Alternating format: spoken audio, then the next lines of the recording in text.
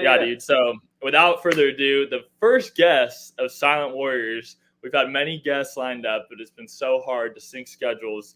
Same with Jack here. It's been probably the fifth time I've had to reschedule on him, but he's so kind to be available today. So with a quick background before Jack starts talking, we met on Discord about 2-3 years ago? Yeah, 2-3 years ago. And it's crazy because this dude feels like a brother to me. He's helped me grow so much, and he's helped thousands of others grow. And if you're ever looking to get into trading, I'm going to put it in the link in the description. But you join Conservative Collectors because all the admin there, Jack is the fucking young gun beast. But they have so many other admins as well that will help you grow. If you're curious to learn some kind of not quick. Okay, that's not the right word. I'm going to cut that one out. Yeah. But learning another way to make money on the side. And also, I say the biggest thing other than that is the community and the mindset that it all teaches you just together. Mm-hmm. Join Conservative Collectors. It's changed my life. They were kind enough to give me a lifetime membership. The first summer that I was there for about paying as a member for 4 months. And then I'll never forget, Troy, we were on a Zoom. Yeah. We did a drinking Zoom. And so maybe that had a little something to do with it, but he gave me lifetime on the call, dude. And I was just, I almost wanted to cry. I was so stoked. And now I haven't been as active in the community, but I've met great people like you and so many others that I could go on and on. You know how it is, but yeah, I'm honored to be here, man. I love what you're doing. I love the things that you're taking your life into, and especially what you have turned your life into from all the things you've been going through as well. So I think this podcast is, again, honored to be the first guest. This podcast is going to be huge. You got a ton of stories to tell and a ton of things that you're looking forward to build. And again, I couldn't be more excited to be a part of it, and hopefully build something with you as we grow together as people, and in this whole journey that we call life. So I'm super excited. 100%, bro. Yeah, I'm so stoked that you're here, and I can't believe that it was the beginning of COVID. That's when kind of everyone was flooding your guys' group, I would say, because they were getting messier, but that was the start of Conservative Collectors, right? Yeah. So the Conservative Collectors, give a little quick story on it. I was into trading a little bit before COVID, and I joined Jay's mentorship because I just saw him through social media, whatever. So I saw what he was doing. He did some really good stuff. And I texted him. I'm like, hey, would I be able to get in and get mentored by you? And he said, yeah, no problem. I think I paid him like $300, joined his group, which is the Conservative Collectors. Before it was the Conservative Collectors, it was his mentorship group. There was 10 people in it.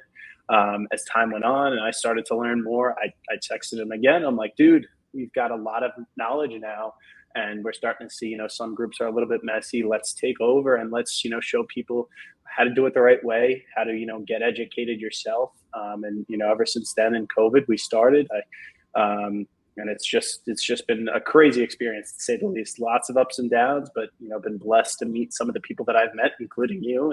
And I'm just super excited to see where we can go from here. Yeah, man, and it is unreal, the growth that I've even seen the chat just being there. And yeah, I still keep in connection. I'd say there's probably, almost half of my close friends are literally from Conservative Collectors now that I'd say I talk to weekly. To name a few, you, Justin, Troy, Ivan. I mean, there's so many. And people that I've met just outside of that, I mean, wearing the shirt around, I've had a person in the gym say something. It's just like, it's been a brand that's grown so much. And I think also the realness that you guys show within that community, because it is something that has a lot of, on how to say it, it just gets the glitz and glamour more than rather understanding of what it really takes. And I feel like that's something that, a big thing I learned from you before I even kind of started on the journey of trying to trade and make it a consistent thing. I saw that, this isn't something that's going to make me change my life in a month. It will if I use it the right way, but not in a money sense, because it takes a while. Right. So right. And like no, go ahead. So I was just quickly going to say, like, this whole thing with the social media and these groups, these Discords, even, Instagram and TikTok, it provides this amazing platform, if you do it right, to connect with different people that are extremely like-minded. And you'd be surprised how many, even people that have made it and are successful, that are just trying to connect as well. So if you put yourself out there in these groups, maybe you have to pay a couple of dollars to get in. All it takes is 1 to 2 good connections, and boom, you got yourself something that could potentially change your life. I know even in the conservative collectors, like I met this real estate guy, and he's totally changed my life with real estate, the stuff that he's taught me. And it's like, again, all you need is one little connection, and you could start a business, you could make some money. It's a tool that is very brand new, because you talk to some of these entrepreneurs that started businesses 20 years ago. They didn't have this. They didn't have, a networking tool at their fingertips. So, we're really blessed, and it's, something that's going to be really cool going down in the future, to meet people. Yeah, totally. So where did it all start for you? Like what was the first thing where you were like starting to want to learn about trading? What was that first kind of spark of interest for you? Yeah. So, I got started a little bit before COVID. My dad was always like, "You should invest. You should invest in some shares." My mom's dad actually bought her like AT&T stock, and it wasn't even on a brokerage account. They got, like, you had to do it through the mail and call some people, because this was like 50 years ago. So I always saw that coming in the mail every month, and she gets like a small little dividend. I think it's like $50 or something a month, but it added up. So after that, I'm like, all right, Dad set this up for me, because I was 16 at the time. I couldn't do it myself. He had to set up the account for me. And then slowly but surely, I started to mess around a little bit. I got, and I also started to learn that when I bought a dividend stock, I think it was AT&T, that pays you out monthly, and I got like 10 cents in a month. And I realized, like, oh my God, like, I got paid and I didn't even have to work. And that's just what changed it all for me. And then I started to learn about this options thing, joined some Facebook groups, some Discord groups. And I realized, there's people out here making a bunch of money on options. There's no reason why I can't. And COVID hit, and I was forced, to either sit there, play Xbox all day, do absolutely nothing, or sit down and, work as hard as I possibly can to potentially change my life. I mean, I had nothing to lose. Again, that was probably when I was, late 16 years old, and going into junior year of high school. I'm like, I have nothing to lose. No one's doing this. And if I do have to lose it all, I'm still in high school, not even in college. So I just took it and I ran. It took, I was putting in crazy hours, probably 16 hours a day, just grinding it out, studying everything I possibly could, reached out to different mentors. Jay was the biggest one. And, after about a year and a half of just straight learning and, losing money and all that, started to gain some money and knowledge, started the group, then started to flip some accounts. And, ever since then, it's just been something that has totally changed my life for forever, regardless of wherever I'm headed next. I can easily say that options in the stock market and all this community stuff will have been the foundation for what's to come. And I'm, super excited that I decided to stick with it, because it's been cool. Yeah. Wow, that's insane, dude. Yeah.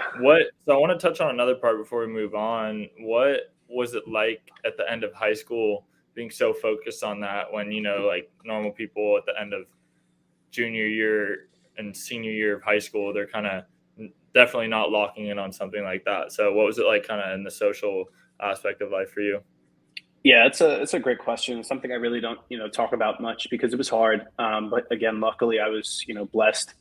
Not many people can consider it a blessing to be hit with COVID, because senior year of high school, you didn't really have to go into school. I was just doing school on my tablet from home.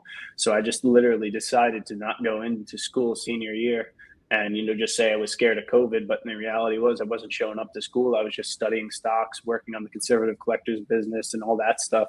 But, to say the least, I was scared. Starting to see some of my friends, they're saying, they're going to all these nice colleges, D1 colleges. And I did get accepted to a D1 college, but ultimately I ended up going to a community college year one, and all the thoughts just naturally started coming in. Is this the right idea? Is this, something that's going to sustain? Am I stupid for not going to a nice college? But I decided to take that risk. Decided to bet on myself. And I'm very glad that I did. But, I'm not going to sit here and say that I wasn't scared. And I wasn't, unsure if I was going to make it. But again, it's just that ride of betting on yourself. You don't know if you'll make it, but if you do, it's something that you can look back on and say that, you thank yourself for. Right. And what was that kind of success curve for you when you first started trading? Like you said, you didn't know if it was something you could sustain as far as making a decision of going to a nice college. Was it already something that you were seeing success with as you were graduating high school? Yeah, so it really did work out, really well. I believe it was that summer going into freshman year of college. I did my first crazy account flip, went 1K to 100K, and I was like, that's what sparked it for me. I was like, oh my god, like this is something that I'm able to make crazy money from. And as time went on, you start to just realize, okay, you believe in yourself more. You start to realize that you can make money, and it's just tough in the beginning because you don't know that. But after I flipped 1K to 100K the first time, I started to gain that confidence, and slowly as the weeks went on, I realized, all right, maybe I don't need college. Maybe this will work out. And as I headed into freshman year of college, probably the first month, I'm like, what am I doing here? But either way, finish that out, and then we'll go from there. Yeah. Where did you go to freshman year? So it's crazy because the whole college thing as well. I ended up doing online college freshman year, which was last year, and I decided, again, this Discord thing, this networking thing. I decided, I had two of these guys in Discord. I talked to them. I'm like, you're young. I think they're 20 now. They were 19 at the time. I realized they're in Philly, so I'm like, all right, let me go live in Philly. Told my parents that. They were like, well, what are you gonna like? They were just shocked. Again, they expected this smart kid to go to some smart school, become a doctor, become an engineer, whatever. Then I'm like, all right, I'm going to do online community college and move to Philly. And they really couldn't say no because I told them, like, I'm just going to pay for this whole thing myself.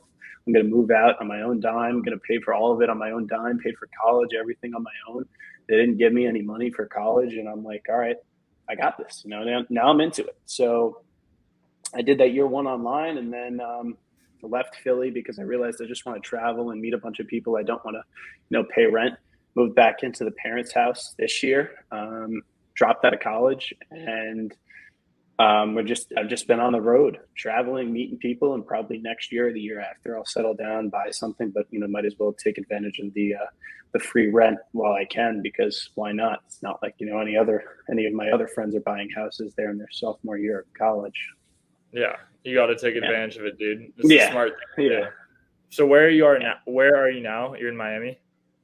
Yeah. So, what I like to do instead of, again, getting a house, especially in the times that we're in, I just take month-long trips or 2-week-long trips, go to Miami. I'll probably, be all over the place this year.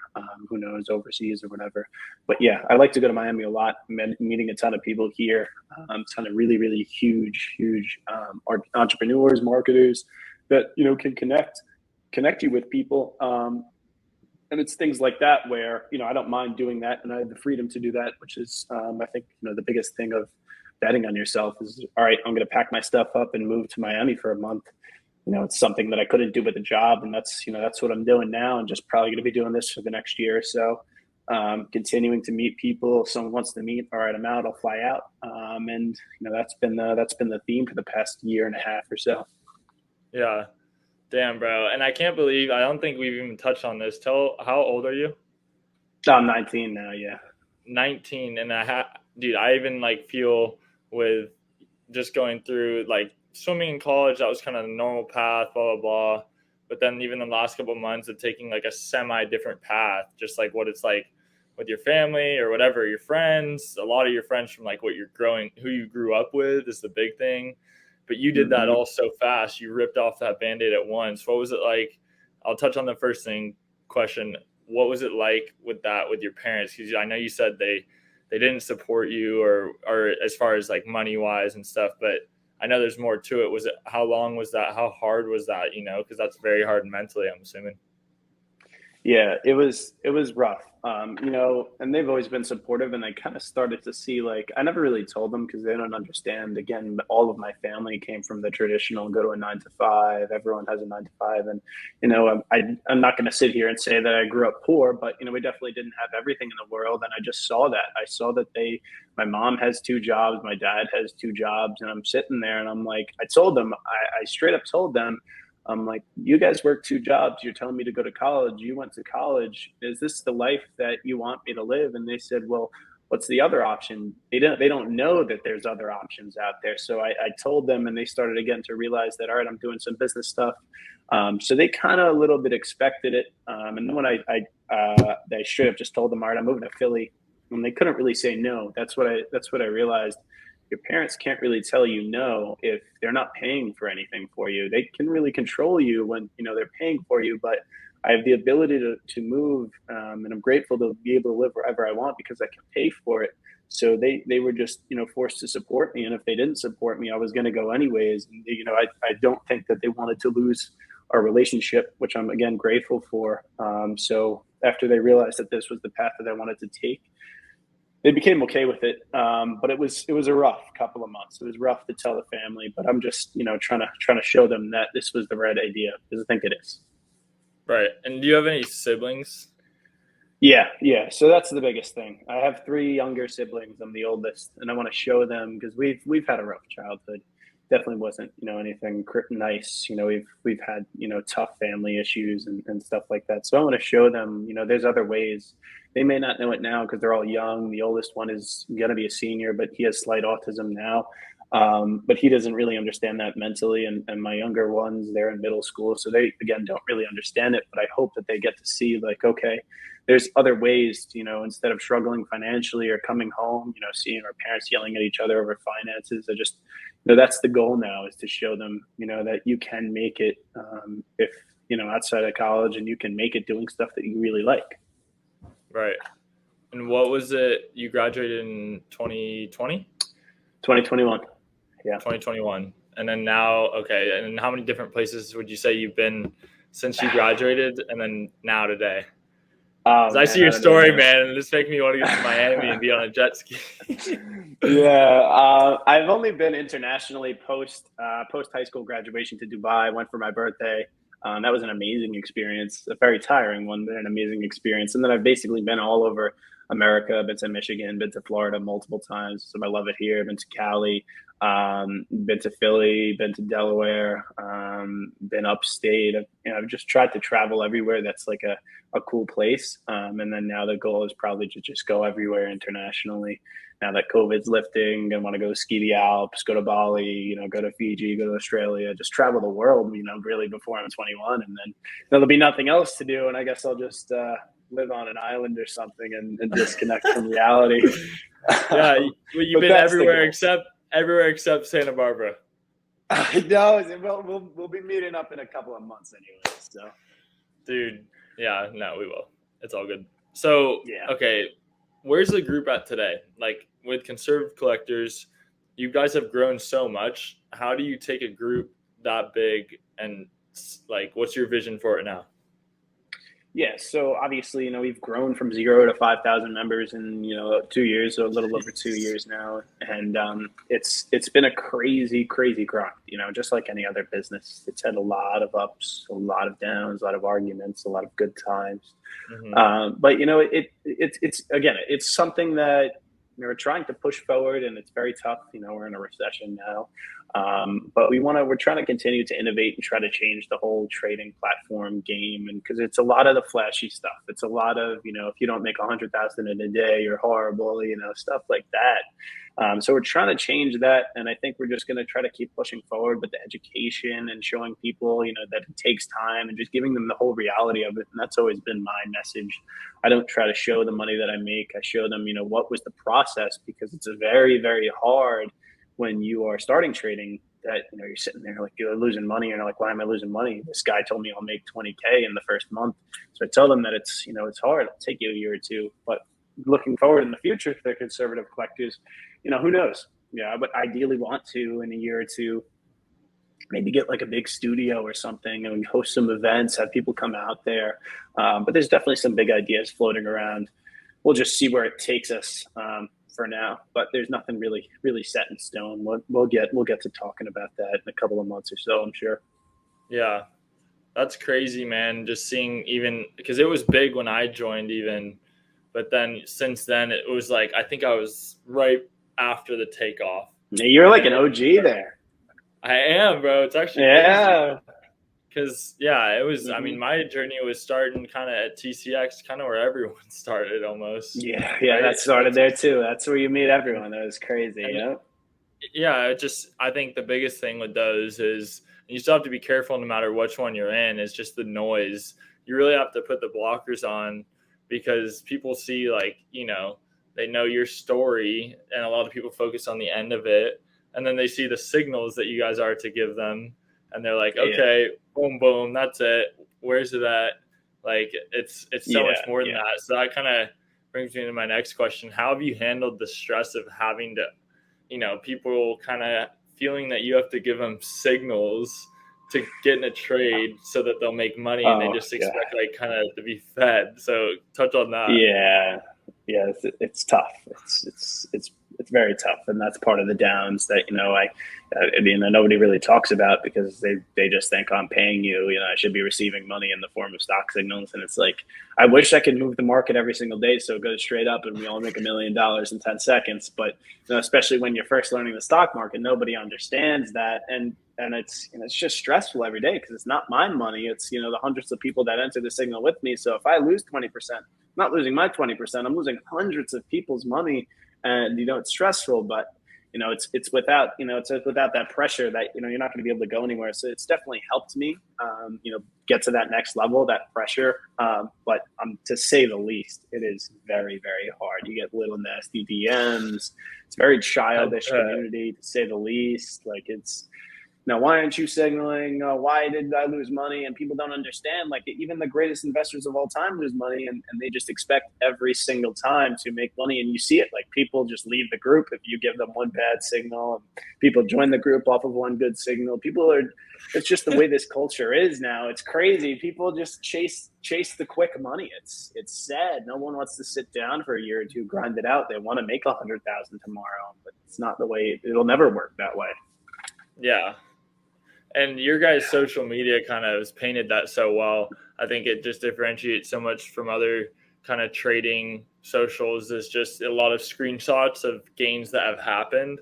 And sure, someone might have gotten, I mean, I hate saying, oh, that was a lucky trade, because there had to be something involved with it. I hate, no one likes being told if you're going to get a trade, like, oh, I was lucky. But just seeing the screenshots of that, you kind of, it does seem like bait to people that haven't ever traded or done anything. They're like, oh, I had $100 in my pocket today, and someone turned that into $2,400 today. What? Okay, I'll do it. It's easy. But I think your guys' socials, between your videos, your posts, you being very transparent about your story, and then your guys' Instagram as the Conservative Collectors has been very educational. I remember it was kind of right when I joined. I think I forget who's the social media guy you guys use again.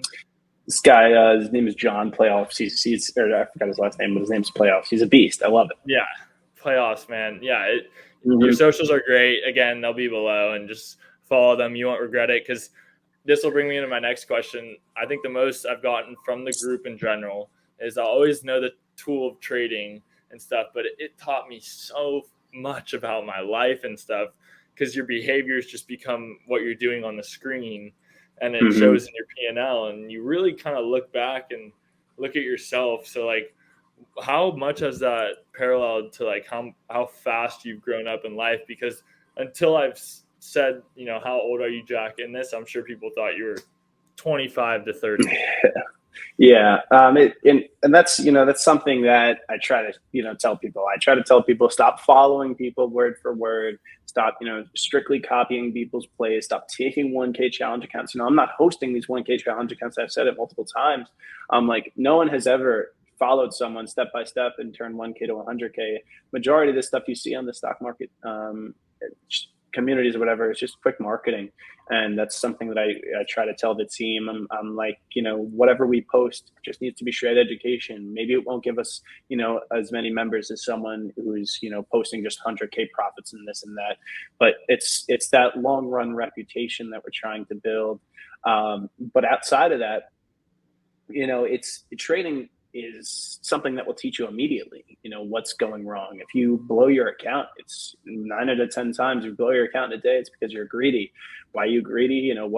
What things in your real life are making you greedy? Were you mad the next day? Were you coming into the day frustrated? And these things you just need to be straight up on point with.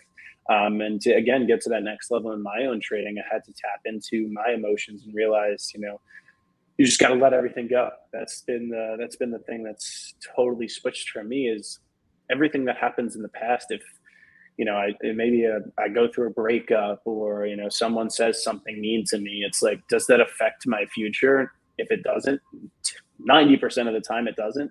Let it go, let it go. And, make sure it doesn't affect the next day, because that'll affect my trading, that'll affect my life. So the biggest thing is just, you got to move on. If you take a stock market loss, great, move on. If you take a huge win, great, move on. The next day is coming, and it doesn't matter what happened the previous day. Yeah. I guess that's such a great point to touch on. Like, the lows and the losses that happen need to be controlled and dealt with just as much as the highs of making a bunch and greed, 100%. exactly. Yeah. But Yeah. so I think that I see, I don't want to say quickly, I see so many people, especially, talking about controlling the highs. You see it all the time, especially in the stock market communities. People, they're up, they're texting, I'm up 5K for the week. Next week, I just lost it all, because they don't know how to control the highs. And it's just the biggest psychological thing, because you start thinking, all right, I'm up $5,000 for the week, I'm making so much money. You start thinking you're better than the market, and then boom, you lose it all. Yeah. And it's the inability to control those highs in anything that you do in life that will inevitably blow you up, because you need to understand that life isn't all sunshine and rainbows. And when times are, great, which, I wish they were great all the time, it's coming that you're going to get hit with something bad, and you just need to be prepared for it in all phases. So you just got to stay level headed through it all. Yeah. Yeah, whether you're on your high train or low train. Exactly. It's just right in the middle always. Yeah. Yeah. So I think the last thing that would be great to wrap up on, if you're scheduling your day tomorrow and it was a great trading day, say you're trading for, I don't know, however long you trade for a great trading day, what's that day look like? Especially you're in Miami, so you got to tie in a little jet skiing, I'm guessing, and something else probably you can't say in it, but let's hear it. Yeah. So usually my days, especially in Miami, I'm coming here and I have, a whole schedule. I'm definitely not the guy, like I'm not a morning routine guy. I wake up and I get to work, I'm not wasting my time. So I wake up and I get to work, do my trading, whatever, 30 minutes to an hour. And then, just yesterday, I can run through what happened yesterday, wake up, trade, meet up with a bunch of business guys, had like 12 hours of meetings yesterday, meeting different people, hopping on different calls. And then at nighttime, maybe grab dinner with someone that's down here and continue to talk business. And, by the time 9 or 10 o'clock runs around, as soon as my head hits the pillow, I'm going right to bed. But majority of the time, it's just different calls, different texts, different types of meetings. But I love it. I love the grind. I love connecting with people. I love talking about business.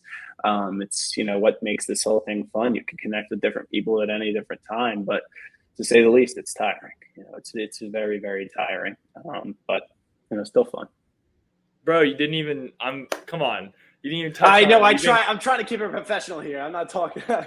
No, I'm not asking about that. You are huge in the gym and shit too. I know that's a huge part of your life, right? You've gone really into that. I was going into what you think.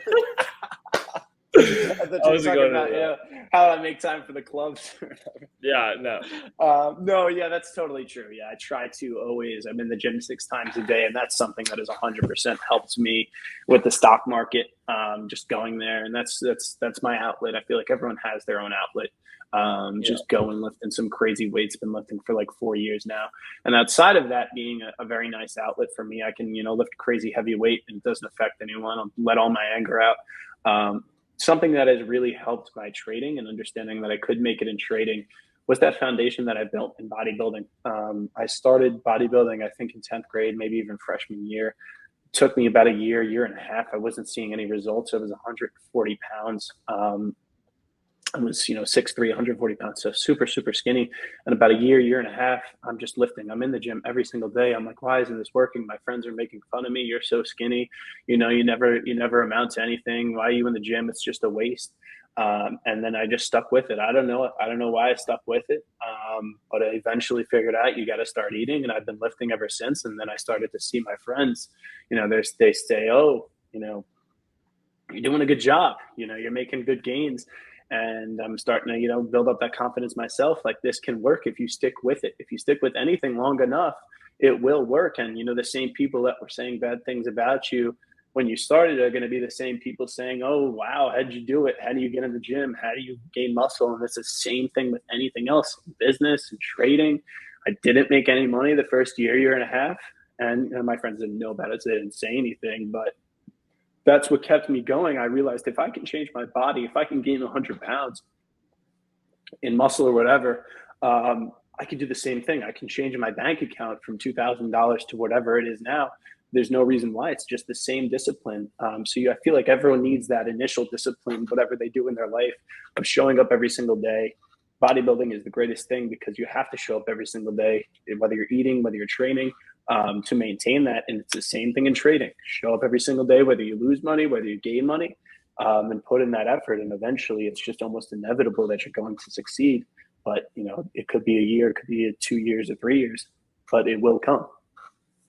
Preach, dude, preach. Yeah. Patience will pay, huh? 100%. But, nobody knows. And that's the tough thing about this whole entrepreneur believing in yourself thing is it could come next year, it could come next week, could come tomorrow.